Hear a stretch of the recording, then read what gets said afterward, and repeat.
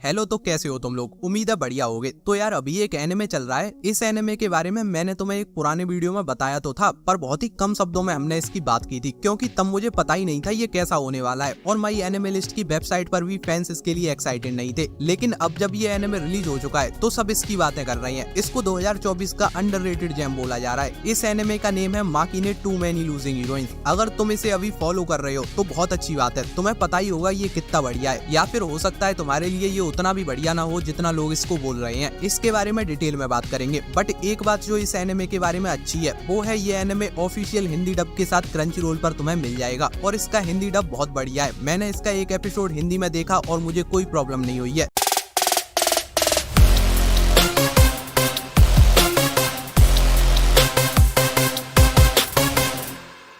देखो, इस एनिमे के अंदर तुम्हें स्टोरी देखने को मिलेगी माकिने की। जिस तरीके से इसका कैरेक्टर लिखा गया है वो बहुत सही है, क्योंकि ज्यादातर हाई स्कूल एनिमे में हमें एमसी या तो इंट्रोवर्ट देखने मिलते हैं या फिर एक्सट्रोवर्ट, लेकिन माकिने अलग है। ना तो वो इंट्रोवर्ट है और ना ही एक्सट्रोवर्ट। वो लोगों से बात तो करता है, लेकिन वो दिन भर में स्कूल में सिर्फ 2-3 लोगों से बात कर पाता है। सुबह स्कूल के लिए लेट पहुंचता है, जिससे उसे अपनी सीट पर कोई बैठ ही ना दिखे और उसे उसको हटने के लिए ना बोलना पड़े, क्योंकि उसके लिए ये बहुत ज्यादा ऑकवर्ड सिचुएशन हो जाता है। गर्लफ्रेंड्स एंड रिलेशनशिप्स, इसमें उसका कोई इंटरेस्ट नहीं है, क्योंकि उसे नहीं लगता कोई उसे उतना ही रेस्पेक्ट रिटर्न में दे पाएगा जितना वो सामने वाले को देना चाहता है। तो एक दिन माकिने एक रेस्टोरेंट में बैठा हुआ है और वो देख रहा है उसके स्कूल की पॉपुलर लड़की आना यामानी को उसके चाइल्डहुड फ्रेंड एंड क्रश ने फ्रेंड जोन कर दिया है। और इस दिन के बाद उसके साथ ऐसा कई बार हो चुका है। कई पॉपुलर लड़की उसके सामने रिजेक्ट हो चुकी है और वो सब की सब किसी न किसी तरीके से उस तक पहुंच गई है। तो तुम्हें देखना ये है, अब जब माकिने इन लूजिंग हीरोइंस के लव ड्रामा में पड़ चुका है तो क्या वो इन सबको एक बार फिर से खुश रहना सिखा पाएगा। अब देखो, समर 2024 में कई रोम-कॉम एनिमे आए हुए हैं और उनकी स्टोरी इसके स्टोरी के कंपैरिजन में थोड़ी बेटर लग रही थी। तो ये एनिमे पहले फैंस की नजरों में दबा रह गया था। मैंने तुम्हें अभी अभी इसका प्लॉट बताया और मुझे पता है तुम्हारा भी इसे देखने का कोई ज्यादा मन नहीं कर रहा होगा। तो अब मुद्दा ये है, जब किसी को इसकी फिक्र ही नहीं थी तो ये एनिमे इतना ज्यादा हाइप में क्यों आ गया है। तो देखो, बात ऐसी है, मकोटो शिंकाई ने एक इवेंट के दौरान इस एनिमे की तारीफ कर दी है। बस तभी से ये एनिमे चर्चा में आ गया है। उनके स्टेटमेंट को सुनने के बाद ऑडियंस ने इसे देखना स्टार्ट किया है और अब उन्हें भी ये पसंद आने लगा है। अगर तुम ये सोच रहे हो ये आदमी है कौन, इसके कहने से इतना इफेक्ट कैसे पड़ गया, तो ये वही इंसान है जिसने 5 centimetres per second, weathering with you, Suzume, garden of words and your name movies मूवीज को तुम्हारे सामने रखा है। डायरेक्टर साहब हैं ये उन सब मूवीज के। तो देखो, बात ऐसी थी, मकोटो शिंकाई अभी एक इवेंट पर थे। वेदरिंग विद यू का 5th एनिवर्सरी स्क्रीनिंग इवेंट चल रहा था। वही उनसे पूछा गया, सर अभी एक नया एनिमे आया है और उसे आपके काम से बहुत कंपेयर किया जा रहा है, इस पर आप क्या कहना चाहेंगे।